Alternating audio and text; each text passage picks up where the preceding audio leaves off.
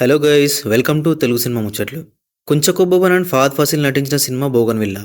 ఇప్పుడు ఈ cinema Sony లీవ్లో stream అవుతుంది అండ్ తెలుగువాడిలో కూడా ఉంది. మరి ఇంకా లేట్ చేయకుండా ఈ సినిమా ఎలా ఉందో రివ్యూలో చూద్దాం.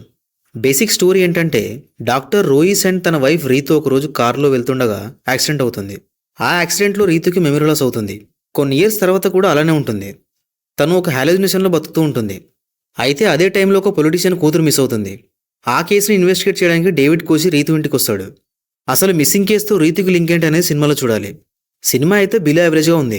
మామూలుగా మలయాళం థ్రిల్లర్స్లో స్టోరీ సింపుల్గా ఉన్నా సరే స్క్రీన్ ప్లేతోనో లేదా ట్రీట్మెంట్తోనో ఎంగేజ్ చేస్తారు. బట్ ఈ సినిమా అలా లేదు. డెడ్ స్లోగా స్టార్ట్ అవుతుంది అండ్ అదే slow pace through out cinema ఉంటుంది. స్టార్టింగ్ 30 మినిట్స్ వరకు సినిమాలో ఎలాంటి ప్రోగ్రెస్ ఉండదు.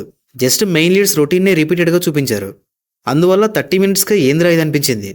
వన్స్ ఫహద్ ఫాసిల్ ఎంటర్ అయ్యాక కాసేపు బాగానే ఉండే, బట్ ఇన్వెస్టిగేషన్ ప్రాసెస్ అంత ఎంగేజింగ్గా లేదు. అప్పటి వరకు స్లోగా బోరింగ్గా వెళ్తున్న సినిమా ఇంటర్వెల్ దగ్గర కొంచెం హై వస్తుంది. సేమ్ అదే హైతో సెకండ్ హాఫ్ ఉంటుందేమో అనుకుంటే పప్పులో కలిసినట్టే. చాలా స్లోగా ఎలాంటి హైస్ లేకుండా ఉంటుంది సెకండ్ హాఫ్ అయితే. యాక్చువల్గా సినిమాలో సైకలాజికల్ ఆస్పెక్ట్ బాగానే ఉంది. దాన్ని యూజ్ చేసుకుని అంత ఇంట్రెస్టింగ్ అయితే తీయలేదు సినిమా. గట్టిగా ఆలోచిస్తే అసలు క్రిమినల్ ఎవరో చెప్పేయచ్చు. ఎందుకంటే సినిమాలో ఎక్కువ క్యారెక్టర్స్ కూడా ఉండరు. సెకండ్ హాఫ్లో ట్విస్ట్ రివీల్ అయ్యాక లాస్ట్ 20 మినిట్స్ బాగుంది.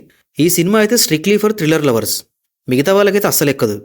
ఇంకా సినిమాలో తెలుగు డబ్బింగ్ అయితే చాలా వరస్ట్గా ఉంది. సినిమాలో అడల్ట్ కంటెంట్ ఉందా అంటే ఏం లేదు.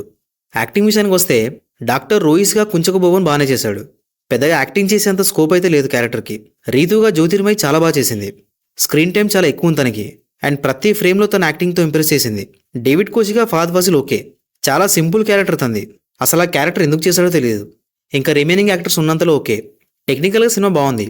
సినిమాటోగ్రఫీ సినిమాకి మేజర్ హైలైట్ అని చెప్పొచ్చు. కలర్ టోన్ కానీ ఫ్రేమింగ్ కానీ సస్పెన్స్ మూడ్ని బాగా ఎలివేట్ చేశాయి. సుషిన్ శ్యామ్ బీజియం పర్లేదు, బట్ ఇంకా బాగుండాల్సింది. డైరెక్టర్ అమల్ నీరద్. తిన సినిమాలు చాలా డిఫరెంట్గా ఉంటాయి. స్టోరీ సింపుల్గా ఉన్నా సరే చాలా డిఫరెంట్గా డీల్ చేస్తారు సినిమాలన్నీ. అయితే ఈ సినిమాను కూడా డిఫరెంట్గా డీల్ చేశారు, బట్ త్రూ అవుట్ ఎంగేజింగ్గా డీల్ చేయలేకపోయారు. ఫైనల్గా bougainvillea it's a below average thriller. చాలా స్లోగా ఉంటుంది, అయినా పర్లేదంటే ఒక లుక్ ఇవ్వచ్చు. అది కూడా ఓన్లీ థ్రిల్లర్ లవర్స్ మాత్రమే. That's it guys, thank you for watching this video.